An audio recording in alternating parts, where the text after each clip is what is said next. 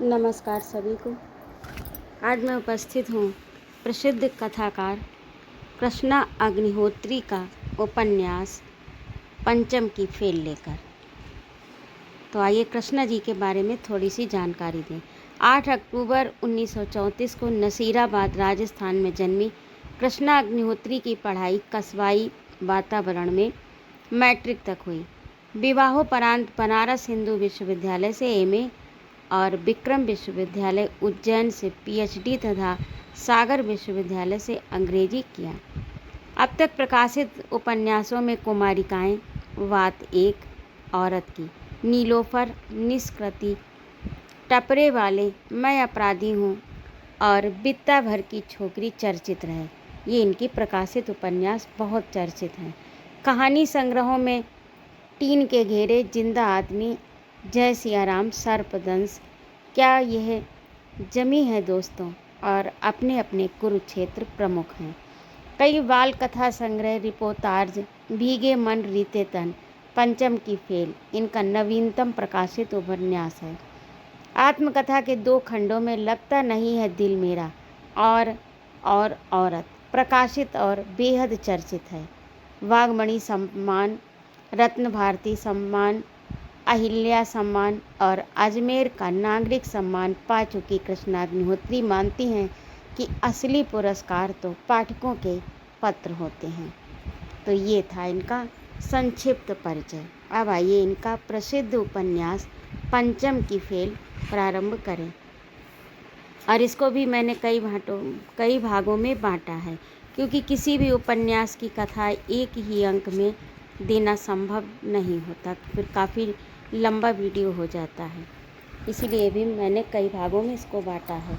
आज इसका प्रथम अंक है। शहरों व गांवों में कहीं 1 तो कहीं 2, कहीं 5 हैं जिन्हें जंगली बेलें कहते हैं। आश्चर्य की बात है, इनका जंगलों में तो उगना कम हो जाता है, शहरों में तो जरा सी फैल जाती हैं। छोटी सी जगह में टीन ठोक व लगातार 1 से 2 कमरे या एक कमरे का घर बन जाता है। अधिकतर शहर, कस्बे या मोहल्ले में यह नाम उस मोहल्ले को दिया जाता है जहां कमज़ोर लोग रहते हैं, जो पारिवारिक जन्मजात कमियों व परिस्थितियों के शिकार होते हैं। इनमें से कुछ 2-4 कक्षा पास करके आसपास के ऊंचे घरों से स्वयं भी ऊंची उड़ान भरना चाहते हैं। कुछ गरीब के पंखों के कारण उड़ नहीं पाते, कुछ कमज़ोर, लाचार, निरक्षर व संस्कार विहीन होने के बेहूदे काम के भी अभ्यास से जीकर मर जाते हैं। निम्न स्तरीय जिंदगी जीने वाले इस बस्ती को मैं फेल कह रही हूँ। सीधी सी बात, यहाँ रहने वाले स्वयं को सामान्य जिंदगी जीने योग्य बनाने में फेल हैं। कारण तो अनेक हैं ही, जो भी हो जीवन इनका मूल्यहीन है, व रहवासी विकास की सही परिभाषा से अनभिज्ञ। परिवर्तन एवं प्रगति के नए आयाम और उनके उपयोगों से भी पूरी तरह अनभिज्ञ हैं। पंचम की फेल महानगर के पास से लगी एक अफलातून मनोवृत्ति की जंग है, जो रेस क्रॉस के पास बनी या उगी है। रेस कोर्स के कोने पर यह एक टीला है, जहां बरसों बाद एक बूढ़ा पंजाबी अपनी कीमती शर्ट से आंसू पोंछता अपने अतीत पर विचार कर रहा था कि वो बाईपास के कोने पर अंग्रेज़ों के ज़माने की बैरक के पास एक छोटे मकान में रहता था। साधारण रहन सहन, सिर पर पगड़ी, पैंट शर्ट। उसने अपनी तीखी बुद्धि से अंग्रेज़ों के शासन में कलेक्टर साहब की खिदमत की। आए दिन जोसेफ पर सर परिवार सहित उनके घर में बीजी के हाथ से गर्म पराठे व रोज डला दूध भी पीते। शाम की वाइन, आलू की टिक्कियों के साथ भरपूर वेजिटेरियन भोजन उनके लिए विशेष प्रिय था। उनके यहाँ की मखाने व खोए की सब्जी तो चटकारे लेकर खाने की इच्छा किसी की भी हो सकती थी। सब ठीक चल रहा था, परंतु भीतर की ख्वाहिशों का शोर बढ़ा। उसने देखा कि भारत में गांधी जी जैसों ने अंग्रेज़ों को वार्निंग दी। विबट इंडिया और अंग्रेजी परिवारों ने सने सने झगड़ों पड़तालों व नारों को दरकिनार कर सने सने वापस इंग्लैंड की तैयारी में जुट गए। जोसेफ ने हरनाम सिंह को बुलाकर कहा, हम जा रहे हैं, तुम्हें कुछ सौगात गिफ्ट देना चाहते हैं, क्या दें? हरनाम सिंह की हिलती कुटिल आँखों ने नरमाई का हाथ जोड़कर कहा, सरकार, आपकी आर्मी ने तो यहाँ की सारी बैरकें खाली कर दी, हमें अच्छी कीमत पर बेच दें। ठीक है, दे दूँगा। और रातों रात मात्र 20 लाख में हरनाम सिंह ठेकेदार को भी खूबसूरत बैरक बेच देने के कागज़ तैयार हो गए। जैसी भी कठिनाई हो, वे पूरी करेंसी लेकर अपनी यात्रा हेतु जोसेफ दिल्ली राजदूत निवास पहुँचे। हमारी मदर व ग्रैंड मदर बहुत बीमार हैं, हमें तत्काल लौटना है। एक दिन बाद ही वे लंदन जाने वाले जहाज़ पर सवार हो गए। हरनाम सिंह उन्हें बम्बई तक छोड़ने आए, पूरे भारतीय मेवा फल व भोजन सहित। जोसेफ गए पर हरनाम सिंह की सुबह चमकदार व सुनहली थी। वे विश्वास व लगन से पूरी बैरक का मुआयना कर उसे किराए से उठाने का प्लान करने लगे। प्लवन बनो हिम्मते मर्द। साधारण से व्यक्ति की दूरदर्शिता से एक बैरक में महाविद्यालय खुला, एक में 2 होटल, तीसरे में सरकारी ऑफिस, चौथी में हॉस्टल। किराया लगभग 1 लाख माह का बना। बस हरिनाम सिंह की पौ 12 हो गई। बैरक के कब्जे में कोने में पड़ी एक बड़ी जमीन थी, उनके हिस्से में ब्याज के रूप में आ गई। उनके छोटे भाई सांप्रदायिक झगड़ों से भागते भागते शरणार्थी बने और सने सने खोजबीन करते भाई हरजीत सिंह के घर आ पहुँचे। भाई ने गले लगा उन्हें भी काम देख रेख करने हेतु घर के पास एक छोटा सा फ्लैट बनवा दिया। देवरानी जिठानी उनके परिवार में व दोनों बेटों व लड़कियों में बहुत प्रेम था। घर की संपन्नता बढ़ी। वे राधा स्वामी पंथ में दीक्षित हो गए, इसीलिए उन्होंने आगरा के दयाल बाग में भी अपना फ्लैट बनवाया, जहां रहकर बहुधा वे गुरु व गुरु के आदेश से खेत खलिहान से लेकर अन्य काम भी अपने हाथों से करते। हरनाम सिंह के व्यवहार में बेहद अपनत्व एवं नम्रता थी। सने सने उन्होंने ठेकेदारी का काम अपनाना प्रारंभ कर दिया। शहर की सामाजिक संस्था साथी का हाल व बाउंड्री उन्होंने ही बनवाई। वे इस समय आर्थिक संपन्नता के क्षेत्र में बहुत ऊंचाई पर थे और चाहते तो अपने काम में ईमानदारी की रेत डालते रहते, पर नहीं, ऐसा नहीं हुआ। उन्होंने जिस ठोस मापदंड से सीमेंट मिलाकर इमारतें बनानी चाहिए, उसमें मिलावट प्रारंभ कर दी, जिससे उनके सामने तो कोई कुछ न कहता, पर पीठ पीछे लोग उन्हें बदनाम करने लगे। इस नए भौतिकवादी जीवन को अपनाने की लालसा ने उन्हें नंबर 1 से नंबर 6 तक पहुंचा दिया। अब हरनाम सिंह की पार्टियां अफसरों की खातिर आज किसी भी प्रकार आकर्षण का जरिया नहीं बन सकी। तब भी हरनाम सिंह की काली फिएट गाड़ी शहर में हलचल मचा देती, क्योंकि हरनाम सिंह भी जितने ही मिलावट में चतुर हुए, उतने ही सक्षम मंत्रियों को खुश करने में भी हो गए। पार्टी में उनकी दखलंदाजी हो जाती, उनकी पैठ मजबूत हो जाती। वैसे भी अंग्रेजों की चापलूसी से वे बेहद संपन्न हो गए थे। अब पुनः चुनाव पास आ गए। वैसे लोकतंत्र की परिभाषा को प्रजातंत्र के सभी व्यक्ति बदलते दिखाई दे रहे थे। वैसे पूंजीपति होने के कारण सरकार के तख्ते में हवा के रुख के साथ वे हाथ से सरकाने में सक्षम थे। वे समझ भी रहे थे कि अब युद्ध लोकतंत्र और कट्टरवादी विचारधारा के बीच का युद्ध हो सकता है। युद्ध मात्र सेनाओं के बीच नहीं, विचारों में भी होता है। मानव स्वतंत्रता के नाम पर कहाँ जाएगा? कट्टरवाद में या आतंकवाद में?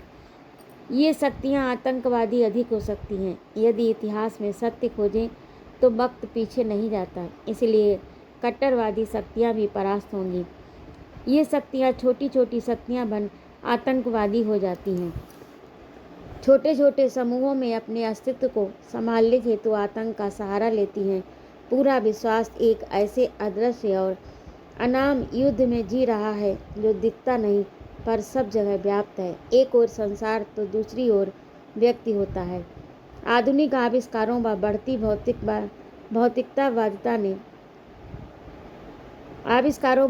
भौतिकवादिता ने व्यक्ति की निजी जिंदगी को भी अपने आवरण में बंदी बना लिया। कई जगह ऐसी हैं। वास्तव में भी हरनाम सिंह जी को चुनाव में उनकी पसंदगी की राजनीतिक पार्टी के प्रचार प्रसार हेतु एक झुंड की आवश्यकता थी। उनके ड्राइवर मनोज ने उनकी इच्छा की पूर्ति हेतु पहला नामांकन करवाया। मनोज हैं तो गरीब गुरबा, पर उनका भीतरी मर्द कई छिछली औरतों को छूकर अब जब पत्नी को छूना चाहता है तो वह बछेड़ी सी उछलने लगती। पति से तन मिलाने का मन नहीं होता। पति को वह प्यार न महसूस करवा सकी क्योंकि वह मट चुका है। पत्नी मीना समझदार है पर वही आलसी है। उसके पूर्व तो वह चालाक कपटी थी। आए दिन बीमारी का बहाना बताकर एक हफ्ते की छुट्टी गांव खेत खलिहान में देवर के साथ चुल्हेबाजी करती। परंपराओं के जहरीलेपन में पवित्रता खोकर अपने रेडीमेड विचारों के बलबूते जीती। भाइयों के प्रति उसमें ममता है पर आवारापन है। सब बाइयां अपना अपना टिफिन ले नीम तले, हाथ मटका, आंखें नचा, हाथ से ताली बजा, पैर पसारे ढेरों कहानियां बिखेरती हैं। मनोज ने यदा कदा पत्नी मीना को भी वहां बैठे ये कहते सुना कि अरे मेरी वो मालकिन है ना, अभी बच्चा हुए 15 दिन हुए पर बछेड़ी जैसी कूदती मॉल में शॉपिंग हेतु गई है। मनोज ने बाद में उसे डांटा, तुझे क्या वो शॉपिंग करे या घूमे, तुझे तो पूरी तनख्वाह देती है ना, पर तू तो नए डिजाइन के पीठ खुले ब्लाउज 150 में सिलवाती है। डटकर चाट खा मैचिंग की साड़ी पहनने हेतु अपने साइकिल वाले सुरेश भैया का रास्ता देखती है और जैसे ही वो आएगा तू बल खाती कहेगी भैया, पर आंखें ऐसे नचाती है जैसे वो तेरा सैया हो। बस वो भी पान चबाता, भाभी है भाभी कहता, 10-15 रुपए कीमत कम करता है, बस चूड़ा दे देता है। उस दिन जैसे ही सरदार जी का बुलावा आया, मनोज भागने लगा, घबरा गया। सरकारी प्राइमरी पाठशाला के मास्टर दीनू ने उसे रोका, क्यों भाग रहे हो, क्या ट्रेन छूटने वाली है।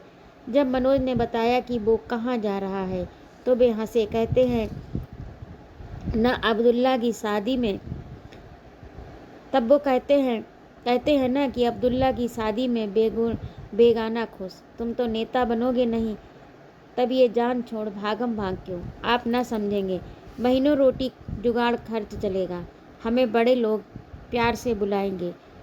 भैया, भारत में राजनीति के तेवर बहुत रंग बदलते हैं। देखो, पहले राजा था, फिर अंग्रेज आए, पहले वे पुरातन संस्कृति को कमज़ोर किया, अंग्रेज आए तो फूट डाली, मुसलमानों ने मुस्लिम लीग बनाई, देश के 2 टुकड़े हो गए। विभाजन के पश्चात पाकिस्तान ने धर्म को हथियार बनाया, इस्लामिक देश की पहचान बनाई, शासन देश की व्यवस्था पंग हो गई। अब तो ये गुलामी की आदत छोड़ो, हमें ये बड़ी बड़ी बातें न सुझा न भाई, हमें तो रुपया चाहिए। सच है तुम गरीबी के भय से मुक्त नहीं हो, बहम कर अच्छा बुरा समझने की शक्ति नहीं, सूखे रेगिस्तानी जिंदगी में कैद हो तो कैसे स्वतंत्रता देश प्रेम की बात सोचोगे। हाँ, कैसन सोचेंगे, हमें भी घर दूध खाना सवारी तो लगे ना, हमें भी घर दूध खाना सवारी तो लगे ना, हम गरीबी के पिंजरे में कैद क्यों रहें। अच्छा तो क्या उल्टे सीधे रास्ते से तुम पेट भर लोगे। काहे, हम तो पार्टी के कर्मचारी हैं, मेहनत करे हैं तब कुछ मिलता है, हमें ना पता कि किसी पार्टी में क्या लाभ है। हम तो जब भी बुलावा आया तो चले। हमारी मेहरारू सभी पूरे गांव भरों में झाड़ू कटारा करे है, हमारी मेहरारू सभी पूरे 5 घरों में झाड़ू कट्टा करे है, उसका तो पूरा पेट कहाँ भर जाता है। साड़ी मिलती है और कई चीज़ें भी मिल जाती, अभी मैंने उसकी मालकिन से 2 साल पहले फ्रिज खरीदा था, मज़े में चल रहा है। चलो ठीक, फिर कभी बात करेंगे। रमेश अपनी जान छुड़ा साइकिल चलाने लगा। मनोज सरदार जी के घर पहुंचा। वे आंगन में पूरे बाल बिखराए लुंगी पहने बैठे हैं और पास में ही सोहन नाई बालों में तेल लगा रहा। कुछ पल तो मनोज को यही नहीं समझ में आया कि सरदार हैं या सरदारनी। शाम को 2 वक्त का भोजन लिए जब वह वापस की मुद्रा में था तो सरदार जी ने उसे 20 रुपये देकर कहा, इस बार भी हमें गुलाब को ही जिताना है। हाँ भैया जी, जीतेगा भाई जीतेगा। गुलाब ही तो फैलेगा खुशबू हमें गुलाब ही तो फैलाएगा खुशबू। हमें जिताना है। अपना हाथ ऊपर किए मनोज अपनी पंचम की फेल की कोठरी में आ खा पी सो गया। नींद में ही वह अपने अतीत से जूझने लगा। उसके पिता मिस्त्री थे, वे भी मजदूरी करते थे।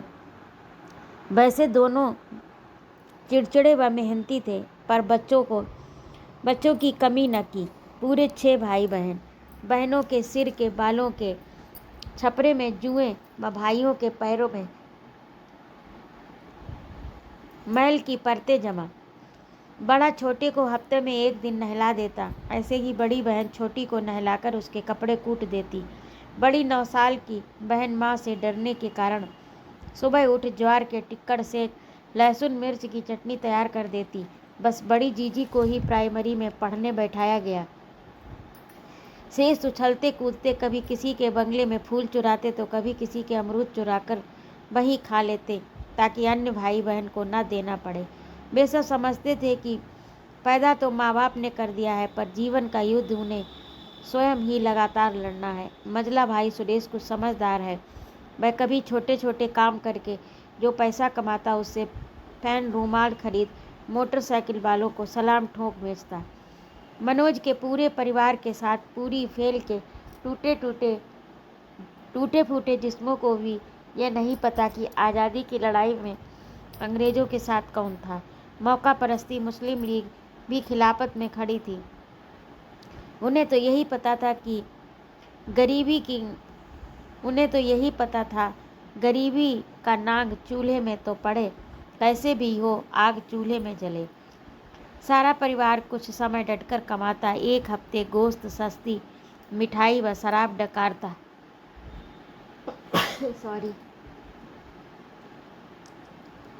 पुनः गरीबी के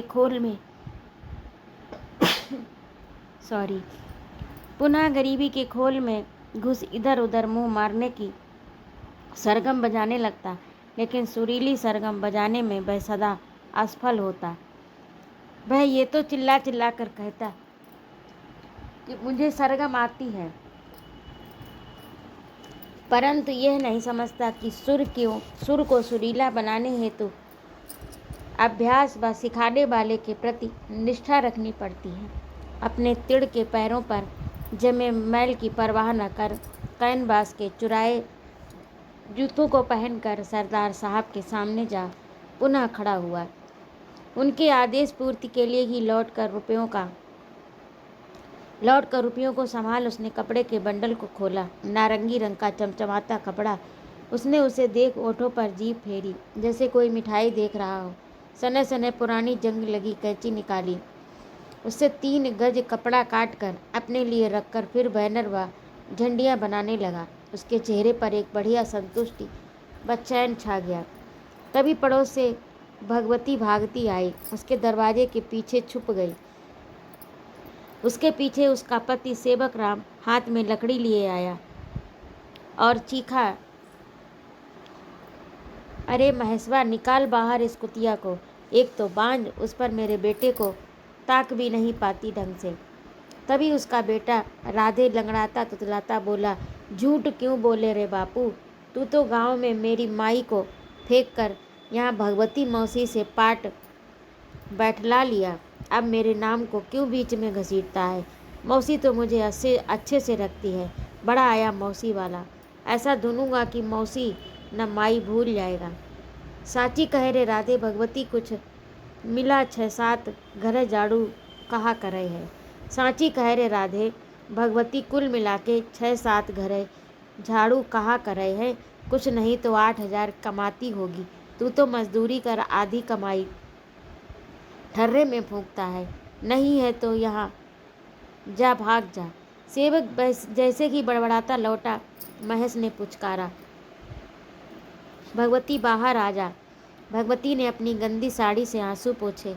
मरा धोखेबाज, मैं तो अपनी बूढ़ी माँ के साथ मस्त थी। मन का खाती थी, मन का घूमती थी। ये ससुरा माँ को रोज जलेबी खिला कहता भगवती से पाट बैठा दे। मेरी पहली बीवी तो मर गई, माँ झांसे में आ गई। 1 साल बाद ससुरा ने जब मेरी ऐसी की तैसी कर दी, तब खुलासा हुआ कि इसकी पहली बीवी बस 2 बच्चे हैं। बीवी कुछ काली है पर है तो तगड़ी, कमाती भी है। मुझसे कभी नहीं लड़ी, पर ये ससुरा जब तब हाथ उठा देता है। देख ना कितना मारा है, बता। महेश ने दिल खोल भगवती को अपने से जोड़ करके सख्त उरेजों को भी सहला दिया। आज तू यहीं रहे, मैं जलेबी व पोहा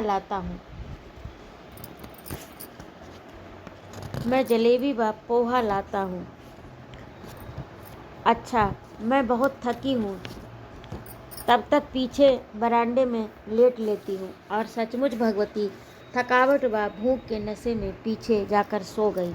महेश ने लौटकर दरवाज़ा बंद किया। बेहद प्यार से भगवती को लपेटा। शिथिल मजबूर पिटी लताड़ी भगवती का दुलार करते उसे भोग लिया। वह भी शराबी पति के हाथों की जगह इस नए प्यार भरे स्पर्श से खुश थी। वह उठी और खा पी पूछा, घर के सब लोग कहाँ गए हैं? माँ सबको ले अपनी बहन के यहाँ गई हैं। तू कभी कभी आ जाया कर, अभी तो एक बार और आ सकती है। मैं तुझे लुगड़ा ला दूंगा। हाँ। नीची नज़र करते ही उसकी निगाह नारंगी थान पर पड़ी। ब्लाउज का कपड़ा काट देता हूँ। महेश ने 1 गज कपड़ा काट कर उसके हाथ में देकर कहा, वो जो आजकल पीठ खोल डोरी वाला ब्लाउज बनता है, वो बनवाना। अब भगवती ईश्वर, भगवान, सत्य, झूठ व शील, चरित्र जैसे शब्दों के मायने भूल अपने पेट भरकर कुछ सुख भोगने वाली आम गरीब औरत थी। विधवा बूढ़ी माँ ने पंचम की फेल में शरण ली। वहाँ कुछ टीन खपरैल व कुछ झोपड़े भी लिपे पुते थे। कुछ में 2-1 कमरों के मकान थे। बहुत पीछे की पंक्ति में बने टीन के टपरों में से सबसे आखिरी वाले झोपड़े नुमा सस्ते घर में वह माँ के साथ रहे। कभी गेहूँ बीन कर तो कभी चावल साफ कर बड़े ऊंचे घरों से कमाए पैसों से पेट भर लेती थी। एक बार जब वह एक अफसर के घर गेहूँ बीन रही थी, तब मालकिन को कुछ काम याद आ गया। वो बोली, देख भगवती, मैं अभी आधे घंटे में वापस आती हूँ। घर में साहब ऊपर है, डरना मत। काम पूरा करके जाना। मैं अभी आती हूँ। भगवती गुनगुनाती गेहूँ साफ करने लगी। ठिगनी भगवती 14-15 साल की में ही गुदारी हो गई। रंग गेहुआ पर भरे गालों पर सुंदर निर्दोष बड़ी बड़ी आंखें थी। लहंगा पोलका पहने वह मस्ती से काम कर रही थी। उसके नन्हे नन्हे उभरते यौवन, आने वाले यौवन के चिन्ह सुडौल थे। तभी उसे साहब ने आवाज़ दी, कोई है क्या? गर्म पानी दे जाओ।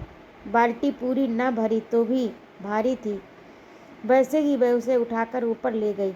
साहब लुंगी पहने दाढ़ी बना चुके थे। लगभग 40 वर्ष के अफसर शीतल वर्मा ने भगवती को देखा, परखा व पास बुला कंधे पर हाथ रखा। इतनी सी उम्र में इतना काम क्यों? और लाड़ कर उसके होठों पर एक छोटा चुम्बन जड़ दिया। अछूते कौमार्य ने इस छुअन में एक आकर्षण महसूस किया। दूसरे दिन तो साहब ने अफसर पाव से गोद में बैठा पूरी तसल्ली कर लड़की को हाय हाय बोलते ही उमंग से उसे संतुष्ट कर दिया। भगवती ने 1 माह बाद ही माँ से कहा, साहब बहुत अच्छे हैं, मुझे गोद में बैठाकर प्यार करते हैं। बूढ़ी माँ तो सन्न रह गई। मरी तुझे लाज नहीं आती? गोद में बैठती है, पराए मर्दों की गोद में। तो क्या हुआ माँ, मुझे बड़ा अच्छा लगता है।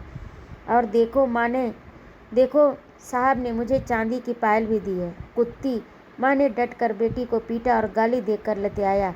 ये सब लड़की के साथ शादी के बाद होता है। खबरदार किसी को छूने भी दिया।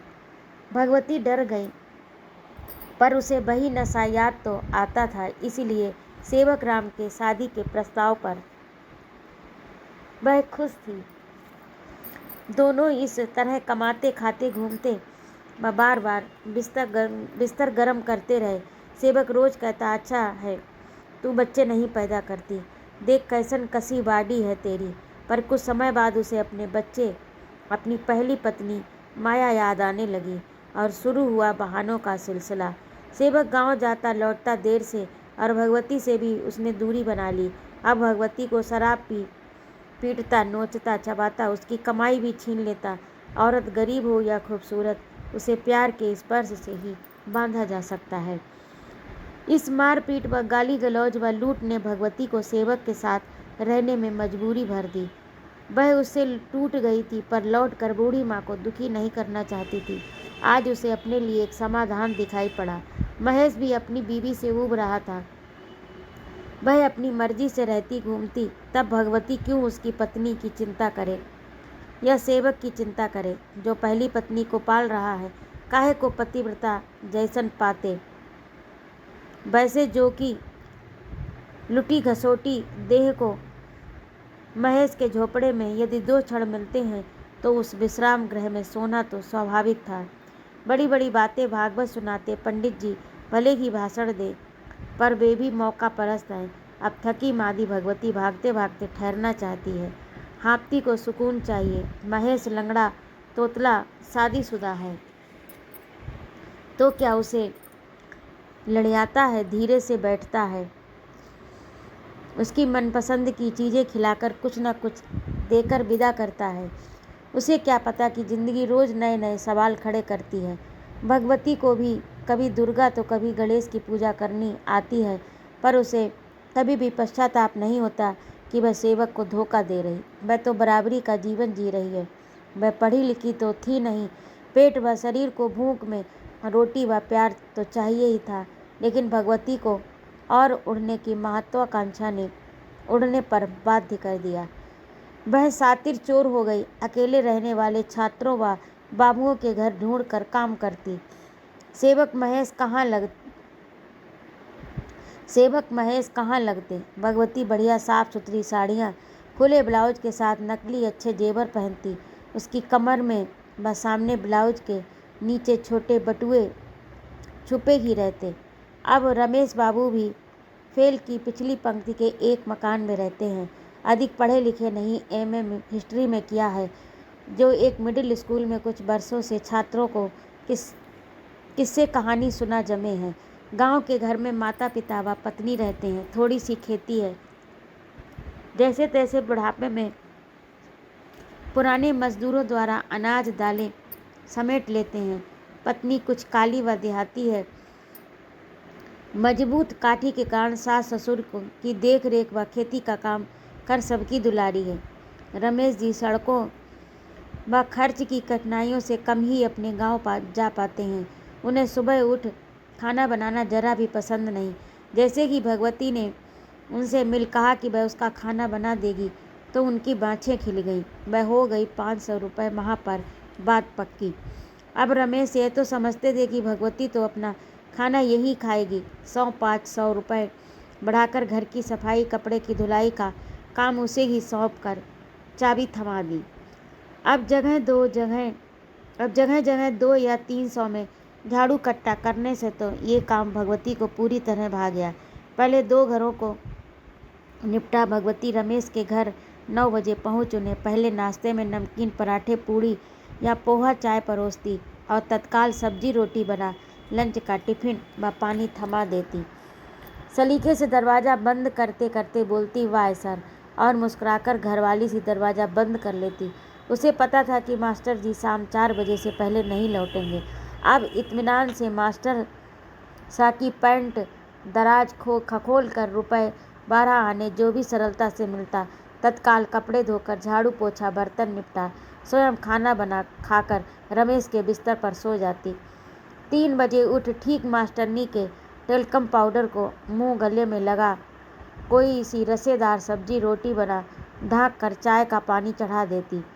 रमेश के आते ही बिस्कुट चाय थमा तिरछी नज़र से मुस्कुराकर कहती, जाऊं? हाँ। और रमेश हंसकर उसे विदा कर देते। इस आराम व घर संभालने से रमेश हट्टे कट्टे हो गए।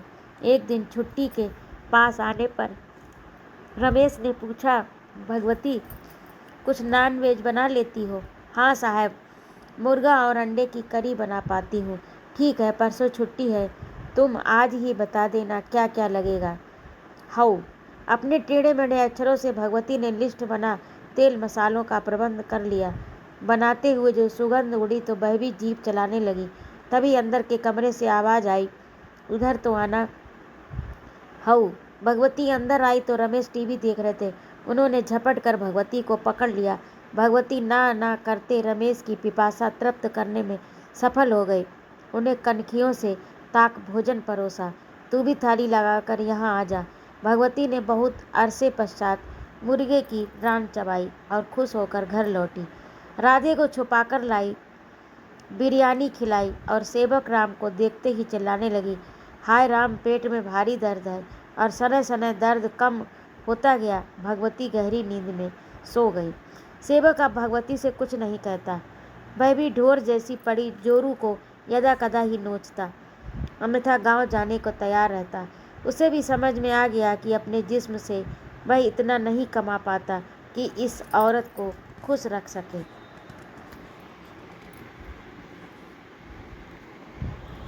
धीरे धीरे कामकाज से मुंह चुरा गांव वाले नए मंदिर में गेरुए वस्त्र पहन वहां पड़ा रहता। मंदिर बनाने का काम स्वार्थ बस होता है। इस बगीचे की जमीन हड़पने हेतु जमींदार महेंद्र वर्मा ने ही किया था। इस बगीचे की जमीन हड़पने हेतु जागीरदार महेंद्र वर्मा ने ही किया। जब भी इस लंबी जमीन के सामने आ टहलते तो यही सोचते इसे कब्जे में लेना बहुत ज़रूरी है, पर कैसे। तभी उनका ध्यान एक कोने में खड़े पुराने बड़ के पेड़ पर गया। बस बिजली कौंधी उन्होंने अपने चमचों के साथ समाचार गांव में फैला दिया कि रातों रात यहाँ राधा कृष्ण की पुरानी मूर्ति निकल आई है, तो यहाँ गांव वाले एक बड़ा मंदिर बनवाएंगे। मंदिर बना, साथ ही पंचों ने वहाँ बगीचा बनाने की भी अनुमति प्रदान कर दी। कुछ अतिक्रमण कर मंदिर के बाहर उन्होंने दुकानें भी खुलवा दी। भला ऐसे कृष्ण भक्त सिवा इस देश में कहाँ पैदा होते हैं। उस पर जीवन में असफल सेवक उन्हें मिल गया, जो स्वयं मालगिरी पर पानी डालता व चौकीदारी भी करता।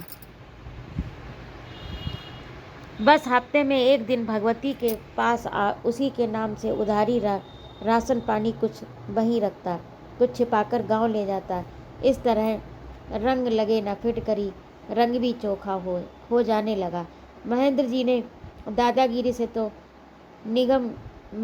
की दादागिरी से तो निगम भी भयभीत हो अतिक्रमण की जमीन वापस न ले पाया, और न ही आलसी सेवक राम को वहाँ रहने से किसी ने रोका। इस तरह दरिद्रता के आंगन में दो मीठे पत्ते उगे। उनके गांव की टपरी भर पेट भरने की उम्मीद खिली। पहले ही रोटी न मिलती थी, पर सेवक काम चोर था और रहेगा, यही उसका फैसला था। उसकी दरिद्रता के आंगन में इस मंदिर की सफाई ने मीठे पत्ते खिला दिए थे। अचानक गांव के टूटे फूटे सरकारी अस्पताल के चौकीदार सुदेश की उसकी यही दोस्ती हो गई। सुदेश ठिगना व एक पैर से लंगड़ा, कुछ कुबड़ निकल आया, चलने वाला अधेड़ व्यक्ति था। सिर में आधे बाल सफ़ेद हो गए थे। 3 कमरे के उस अस्पताल के डॉक्टर बोलने में मीठे दवाइयाँ गलत देने में प्रवीण थे। 3 कमरे के उस अस्पताल के डॉक्टर बोलने में मीठे और दवाइयाँ गलत देने में प्रवीण थे। नर्स रीना बूढ़ी थी। ऐसे माहौल में मात्र निराशा का धुआं भरा था। डॉक्टर सरकारी कोटे से आए थे, अपनी जाति को चुन लिया व कम नंबर पर भी सिलेक्ट हो गांव में पढ़े हैं। पढ़ने रहने का मिजाज भी बड़ा सुखमय होता है। शासकीय नौकरी, लूप लाइन में कम काम व आराम, काहे का स्वाभिमान। तो अभी आप सुन रहे थे कृष्णा अग्निहोत्री का लिखा उपन्यास पंचम की फेल का पहला भाग। आपको कैसा लगा कमेंट करके अवश्य बताइएगा, और यदि आपको मेरा कहानी सुनाना अच्छा लगा हो तो कृपया मेरे चैनल को सब्सक्राइब अवश्य करें, लाइक और कमेंट करें तथा अपने मित्रों में शेयर भी करें। सुनने के लिए बहुत बहुत धन्यवाद। जय माँ भारती।